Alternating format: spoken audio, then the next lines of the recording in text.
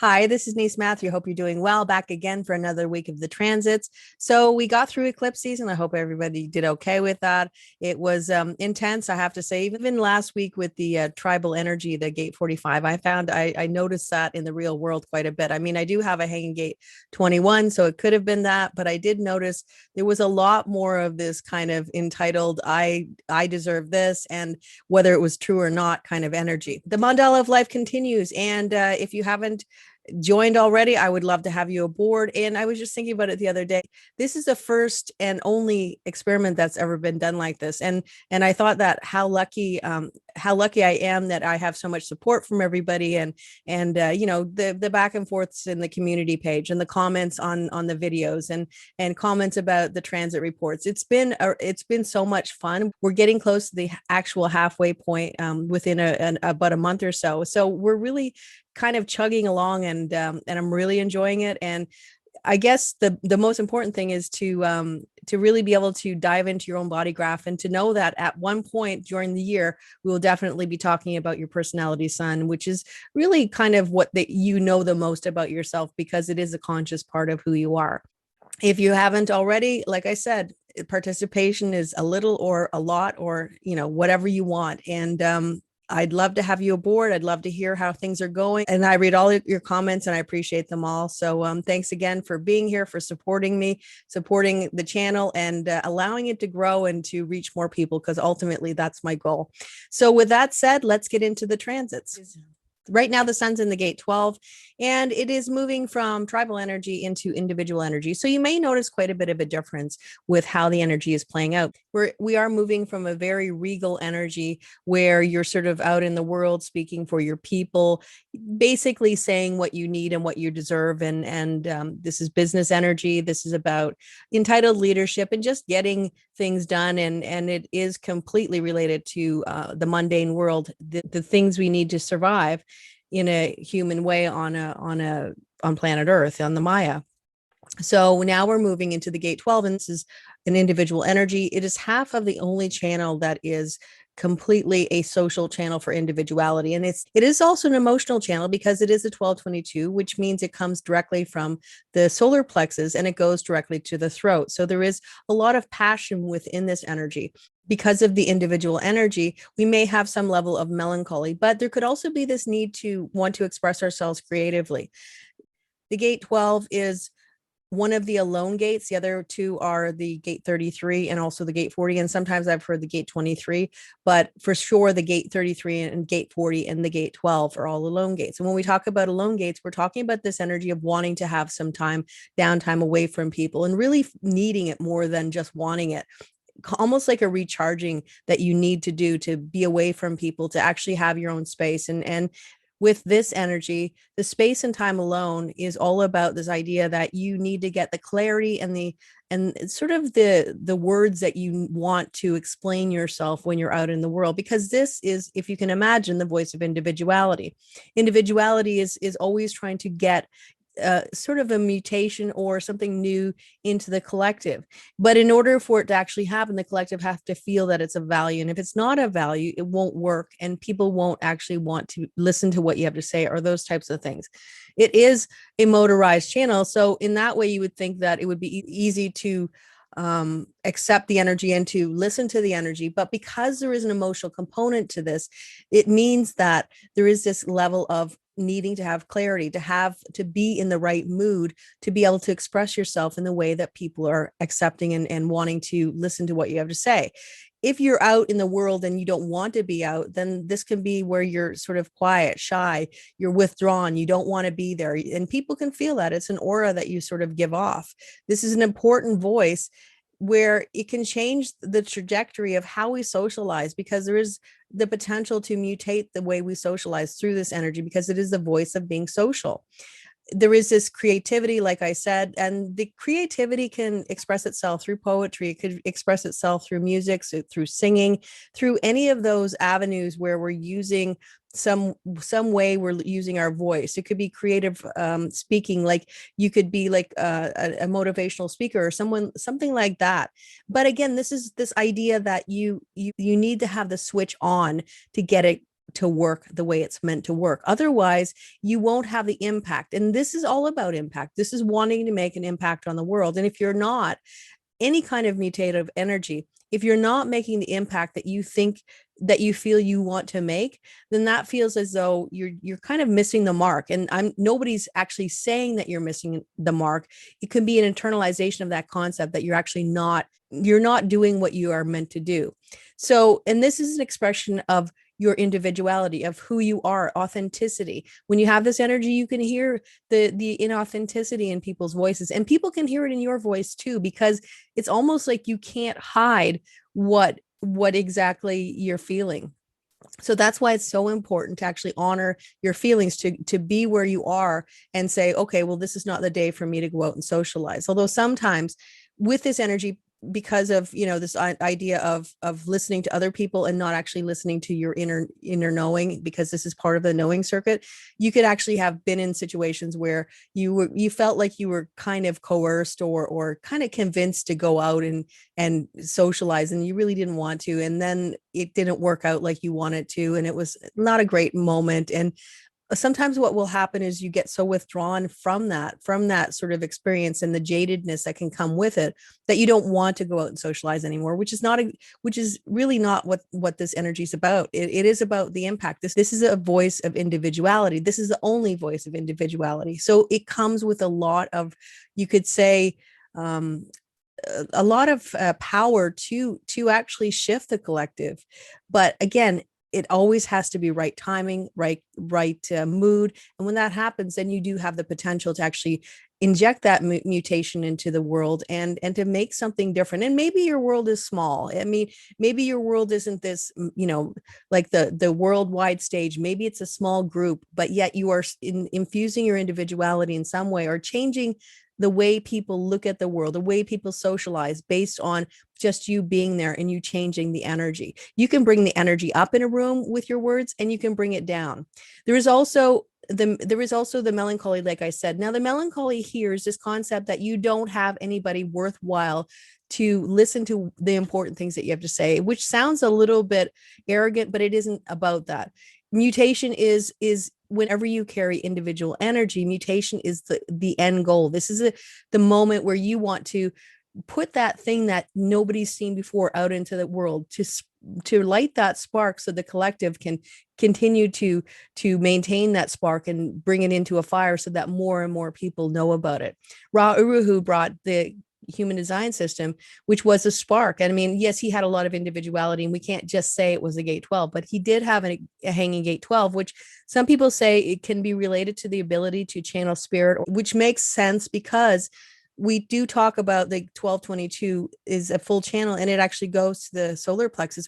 The solar plexus is talks to spirit consciousness, and 2027 is when we are said to have our spirit consciousness be expanded in some way, to have more of an ability to be clear on our spirit consciousness, because of right now, because of the emotional wave, we're not always exactly clear about our spirit consciousness. And this is basically voice of spirit consciousness, or the voice that can channel spirit, is one more pivotal way that this is mutative, and there is potential for big changes and shifts in the world based on what comes out of the voice of the gate 12 and what you're having to say. But again, honoring where you are, and if you are, it gives you a head start on where you want to go. That said, with the sun, the solar power with in the gate 12, we could have this sort of drawing back of wanting to sort of, like I said, be on your own, to have that quiet time, to socialize if you want and not if you don't want to, and to honor exactly where you are in the moment. Maybe you want to express yourself creatively, whatever that is. Maybe you like to sing. It doesn't mean you have to be a world-class singer. It means that you could sing your heart out as much as you like, if that makes you feel good. A lot of times you can be deeply affected by music. It can lift you and sort of, it can help with those blues or when you're feeling low. It's not about changing how you feel. It is just about accepting where you are and allowing it to play out the way it's meant to play out. And then when it always moves, it will go on to something else. And usually the times we get stuck in melancholy are when we are kind of looking at why we're in that place and why we feel that way and what's the reasoning behind it, other than understanding that sometimes that's just part of it. Sometimes we just get blue, and that's okay. And to be able to work with that energy, to externalize that energy whatever way you like, and as long as you're doing that and not internalizing it, and internalizing it to the point where you're actually just kind of hiding it inside of you and not allowing your feelings to express themselves, this can be a very deeply expressive energy when it is a full channel, especially because there is this direct connection, like I said, from the emotional solar plexus right to the throat. So instead of actually expressing it in those ways where we have this passion or this anger or any of those types of feelings, that's why it's nice to externalize it, but externalize it in a way that everybody feels good and we're expressing ourselves, whatever that is. And before I finish up on the gate 12, the voice of the gate 12 says, I try, but I would say, if anything, I would suggest, instead of trying, just be, and be where you are at that moment in time. And when you're being who you are, everything just gets easier. June 18th, we have the sun moving into the gate 15, and now we're switching back out of individual energy and we're moving back into the collective. And this is logical collective. This kind of energy can be something that you have extremes in pattern, but that doesn't mean it's a bad thing. For instance, if you want to exercise and you say, I want to exercise every day, and you try and set a specific time that I'm going to exercise every day at 8 a.m. and something comes in your way and you can't exercise, and then it throws you off completely and you don't think you can actually do it. Instead, kind of hold those patterns loosely and say, for instance, I'm going to exercise every day, but I'm going to exercise when I have the time, and kind of keep it loose. And when you have those kind of parameters, this energy works better, in that you're not kind of trying to box yourself in, because that's when this can get sort of where you're feeling like you're boxed in and you can't really express yourself the way you want to. And that's where this extremism comes in that specific, as a personal kind of extremism. And that is where you are kind of like, some people would say, the weekend warrior, where you're working out and doing all this exercising and you're working out like crazy for a weekend, and then you don't do it for another 2 weeks after that. So in order to get yourself into routines, it's a loose routine, something that you feel like, yeah, I can manage that. And that's kind of how this energy works best.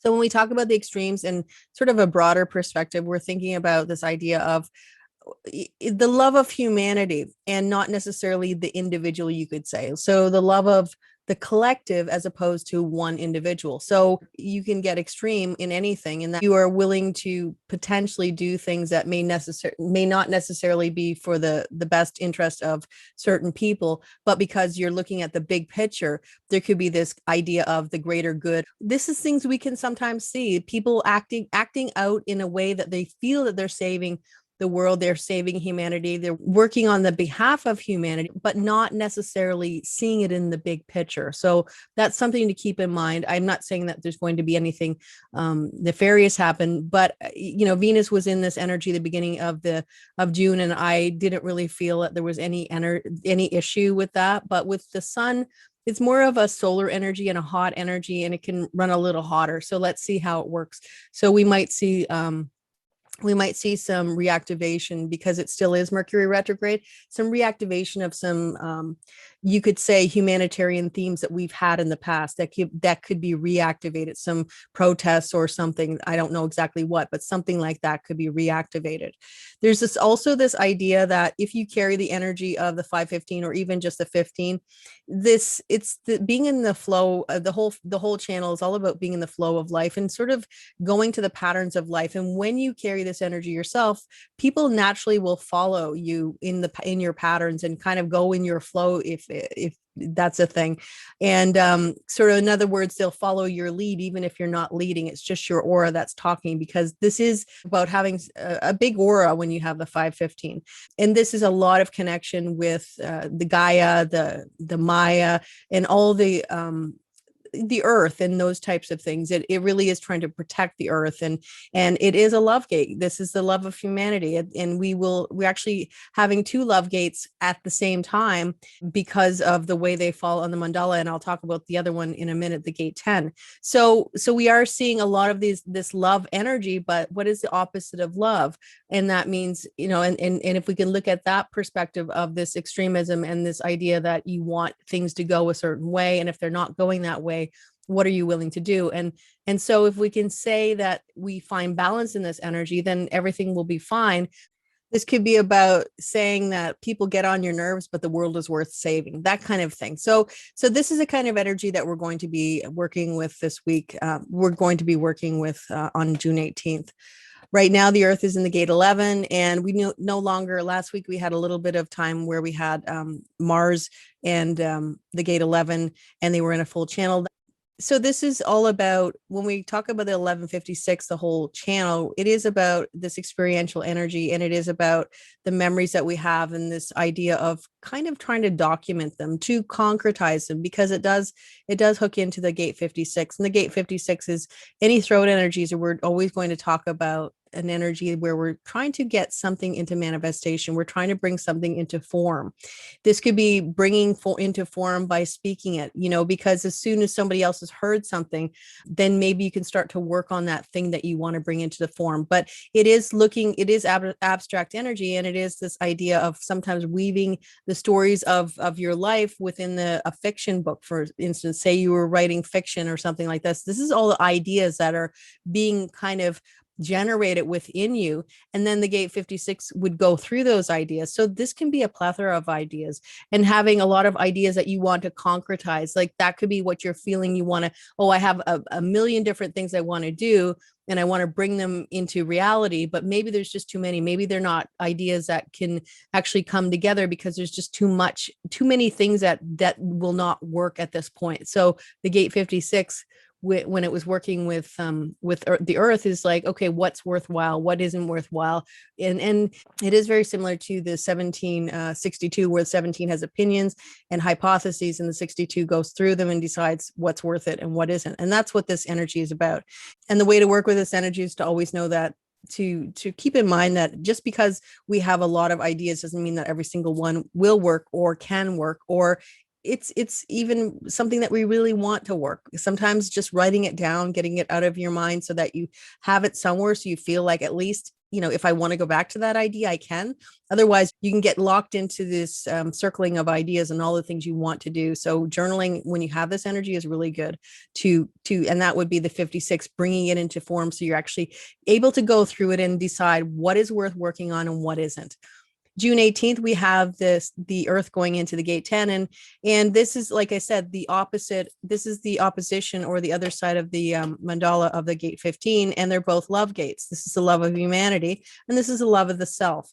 And when we talk about, like, this is one of the most powerful gates that we have in the body graph. I mean, there's always powerful gates in the body graph. There's other powerful gates, but when I look at the gate 10, I look at it as something that can really affect the collective, and really affect not just you if you carry this energy, but all the people around you. This is with any of the individual energies, it is about feeling empowered. And then when we feel empowered, we're empowering others by just feeling empowered for ourselves. And it really does talk to the theme of what exactly is in that energy, what exactly is in that gate. With a gate 12, for instance, it is individual energy. It's being empowered by what you have to say, and by what you're, feeling good about what you're having to share, what you're sharing with people, feeling good about the words you are speaking. And when you feel good about what you're saying and how you're articulating, then other people naturally will sort of fall into suit, because it's almost like your aura bumps it up a little bit, and you start to kind of emit this energy of empowerment, even if you're not trying. And this is the very same thing with the gate 10. And the gate 10 is not a throat gate, but it is extremely powerful in that this is the love of the self. So if you are loving yourself, and you are kind of giving off that energy, other people are hooking into that and going, yeah, well, maybe there's something good about myself too. Maybe there's something good about me, and maybe I'm worthwhile. And that's what the high expression of this energy is all about. This, I feel good about myself. I feel like I'm worthwhile. I feel that I'm worth loving, because it is an energy that comes from the identity center. This is, I'm worth my identity of who I am. The inner person of who I am is worthwhile. And when you have that, it's a wonderful energy, because you are emitting that. But we always know that there is not one side of anything. There's always two sides to everything. There's a front and a back. There's two sides of a coin. So if we love ourselves, then maybe we don't love ourselves. That's the other side of it. This is could be to the point where you just don't feel good about yourself at all, and that's the energy that you're emitting, even if you're not intending to. There could be blame within this energy on the low side. People could be blaming you. You could be blaming people. That's one of the trademarks of this energy. So we could see people blaming one another. We could see people saying you did something, or blaming themselves. We could see people who are not feeling good about themselves and kind of ripping other people down because they don't feel good about themselves. That can sometimes happen. It's not the highest version, but it is the version that we can see. And when that happens, it's like to know that this is not about you. And sometimes just taking a step back. And if someone's coming at you with this kind of energy, to prepare yourself and know that it's a lot of times it's not even about you when people are lashing out and saying things, because there's a lot of potential to say, this can hook into the 1020, which is the channel of the channel of the Buddha, but also the channel that can the verbal gunslinger, which can say like things that are not very nice to you, and or about themselves. There's narcissism with it in this energy, where the love of the self becomes almost to the exclusion of everything. It's like, I need to love myself more than anybody else in the world. And I think that there is definitely a good thing to say that we need to love ourselves more, because a lot of times we don't like ourselves, and we want to dissect and pull apart all the things that we don't like about ourselves. And that's not where we want to go either, but there has to be a balance in everything. We can love ourselves, but to the point of, I love myself, I'm going to do everything for myself, and I don't care if that person's suffering, as long as I'm happy. That's all that we're looking at right now. And that's where we can get into this level of narcissism or something like that. So this is a powerful energy. And I think that being forewarned is forearmed, and to know that we are going to have it in play for 6 days, to be aware of exactly where it is. There's melancholy within this energy as well, because it is individual energy. So, to keep all those things in mind, this is a centering circuit as well. This is part of the centering circuit. So it means that it is energy that has got a big aura. That's another reason why it's a powerful gate. It's got a big aura. So in other words, it can impact even more. When you have this kind of turned on the right way, wow, the things that this can do. And that's why I love this energy, because it can do so much. There is so much potential within this energy to do good in the world. And the good in the world means that you're just loving yourself, and you respect yourself, and you know that you're worth loving, and all those kind of things. And that's suddenly you're giving that energy off, and people are starting to pick up, and the energy is being it's being brought up instead of brought down, which it can be as well. So it can be extremely powerful energy.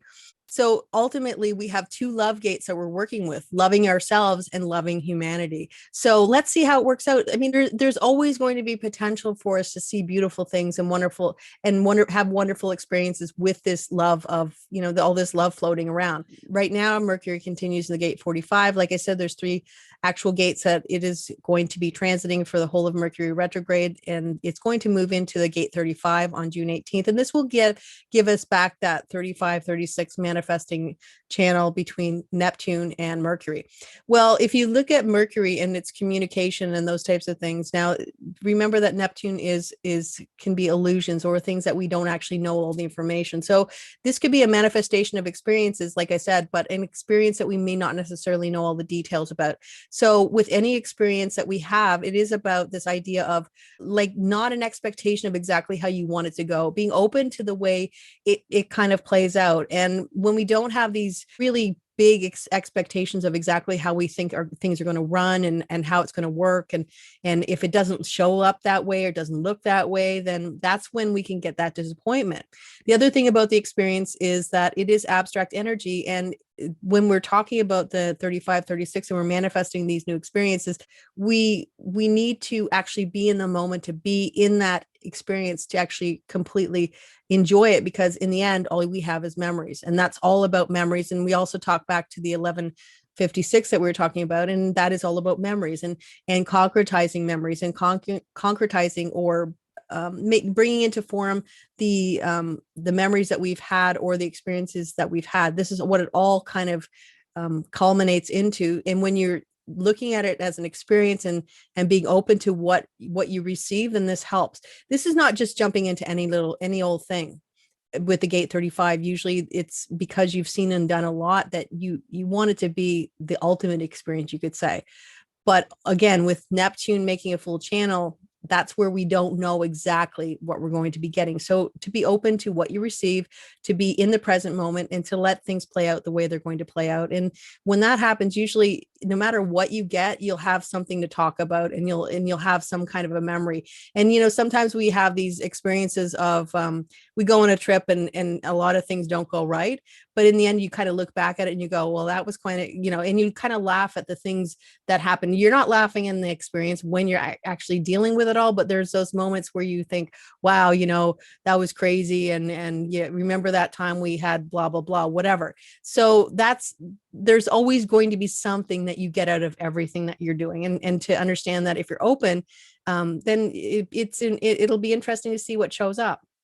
And like I said, we're just moving out of the gate 45 and really moving away from the energy that we talked about with the gate, with the sun last week of this sort of entitled. And this is where we're verbalizing and saying, I deserve this, and I'm going to speak for the people, and those kind of things. And it can be like for the best, the highest and the best. This could be saying, I'm going to start teaching, or I have something to teach you, or I can bring you something better. This could be talking about business energy. There's always going to be a high side to build something bigger, to level up the tribe or the people that are sort of your followers, you could say. But again, there's this other idea where it's like, it's about me, and I need to be seen and heard, and I need to have the things I need, and I'm not concerned about what you have. And this could be, like I said, demanding the respect of other people, or you could get the respect because you're actually doing the work that you've said. It is a win-win kind of relationship. It's, if you're doing the work where you're actually supporting your people, then they're going to support you. And the work with this kind of energy is all about delegation and telling people, sort of guiding people as to what they're supposed to do, as opposed to actually working and working side by side with the people. This is more of a regal energy. This is the figurehead, you could say, that makes sure that the country is run well and things are well. This is the beneficial leader that is as helping their people, but also is being supported by the people. So that's the kind of energy we're looking at there. Right now we have Venus moving into the gate 53. So that's something to keep in mind whenever I see the gate 53 or the 42. It's kind of like a touchstone to tell us, to have us look at something we may have started last year around this time. So about mid-June, something that you may have started. So it's just kind of looking at it again, or maybe you're closing the door on something, or, because in order to have a new beginning, you usually have an ending, and that's kind of how it goes. I mean, this is cyclical energy. So there's usually a beginning, a middle, and an end. So this could be looking at some things that you actually, again, since we are still in Mercury retrograde, looking at some things that you started in the past. How did they go? Did you put the energy that you want it to in them? Do you feel like they're still worthwhile? Do you want to start something new? Do you want to build on something old that you've had already, but it's sort of a new beginning on something that you've already got going at this particular time? Because like I said, it is Mercury retrograde. This could be about wanting to start a new relationship, to want to get a new relationship, or a new level of a relationship that you're in, to maybe start to, go to counseling or something like that if things aren't working, or wanting to get rid of the old relationship and start something new. With all new beginnings, and again, especially with the gate 53, there can be this feeling that you do want to get this happening, this new thing, whatever it is. It could be a new way of saving money, beautiful things like improving something, or you're sort of upgrading your house or something like that. There is this wanting to get that new thing, but also remembering that it's all about the concept of having carefully laid plans as opposed to just jumping in and starting something new. It's like you have a bunch of seeds and you want to plant them in a way that the seeds are going to have their best start. They're going to do well. You have the right soil, you have the right amount of light, you have fertilizer, you have all the things that you want to make the best of that new planting. Doesn't mean your seeds are going to be perfect, but it does mean they will have the best start. And that's what you want to remember when you have this energy, to always look at how am I going to make sure that I can do everything I can do is going to be done so that we can have the best start. June 20th, we have the Venus moving into the gate 62, and this brings a practical spin to anything Venusian. So this is a practicality of relationships. This is a practicality of how you spend your money, the things you buy. So maybe if you're going out and buying something new, you're buying something that's got value, but it's also beautiful. Like it's attractive, but it also has good use for you, so that it's not just one thing. There's a specific, I can't remember what they're called, but it's almost like a big stool, and then it opens up, and inside you can have you can have storage. So instead of just buying a stool for your feet, or something to put your feet up on, or something like that, or like, for instance, a bed that has the drawers underneath. So you're not only getting a bed that's beautiful, but you're also getting a place where you can store your clothes, or you could have some storage space as well. So it's something about having something practical, but having something attractive as well. So with relationships, it could be a practical expression on how you can make your relationships better. There is also this cutting through the fog, or an ability to see some clarity within something that you hadn't had clarity before. So something that in a relationship, you could see something that you didn't see before, or finances. Maybe you realize that there's ways that you're actually spending more money, that you could actually be saving more money. So you're finding some level of clarity. There is teaching energy within this as well. So maybe it's teaching Venusian things. Maybe you want to start teaching something creative, or something that is like about creative expression, whatever that is. So there's all those ways that this could show up in the collective. Right now, Mars is just moving into the gate 31, and it's going to be in there until June 24th. So we're going to be sticking around for a little while.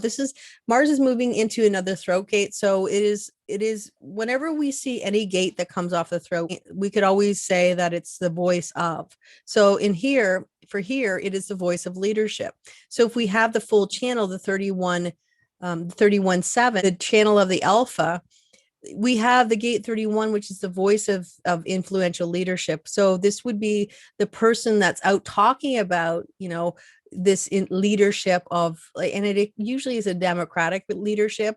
And then you have the gate 7, which is the support of the leadership. So there's always going to be support. Now, this isn't exactly like the 45/21. This is different in that it's more of a democratic, as opposed to more of a regal kind of, you could say, monarchy kind of energy. Not only that, like, they have to prove that they can actually be a leader. It's less about, oh, we're just going to make you a leader. This is about, you have to prove that you have your stripes. This could be moving your way up in a corporation, or some sort of a job where you worked at a sort of a more, you could say, just a more starting job, and you learn the way that things are done and how things are done, and you're sort of learning as you go. And so you're collecting all that knowledge of how things are run, because eventually what happens is you get to this level of this leadership role where you are the leader, but you've learned all the way things are done. So how the people that are you're leading, how they feel to a degree, because you've actually been there. You've been in the trenches, you could say, and you understand how they are working and that type of thing. And you also understand that you're only as good as the people that are working with you, because we can have leadership and we can be this one person, and you're running this, that, and then the other thing, but it's absolutely of no validity, or there's no value in a leadership of one person. There's nothing there. There's nobody to lead, there's nobody to support. And that's what we have to always remember with leadership. You're just one part of the whole thing. You are not everything. And that's where this is about this, you're supported by the gate 7, which is the army. You're supported by, you know, your workers. This is about being that leader, but also being a leader who can understand that everybody needs to have support when they need it, but they also need to have leeway. And so that's a kind of energy, just to, it's going to be a reminder of how are you leading your people? How are you leading when you're out in the world?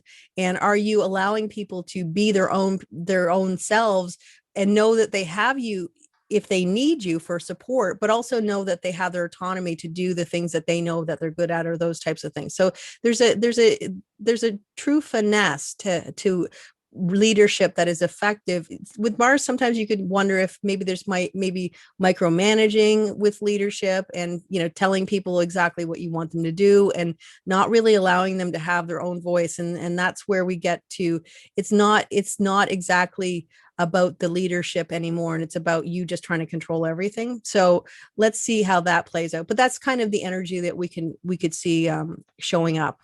And right now, Uranus is in the gate 24.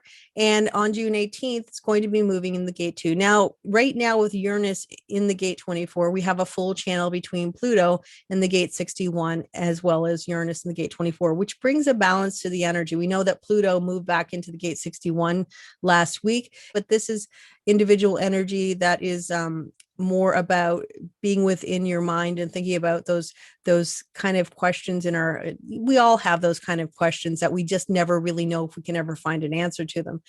We're now moving into the gate 2, which we know is all about direction. We talked a lot about that a couple of weeks ago, because the sun did go through the gate 2. And we know that with the gate 2, that is like it hooks into the gate 14. Gate 14 is possession in great measure, and that they both work very well together.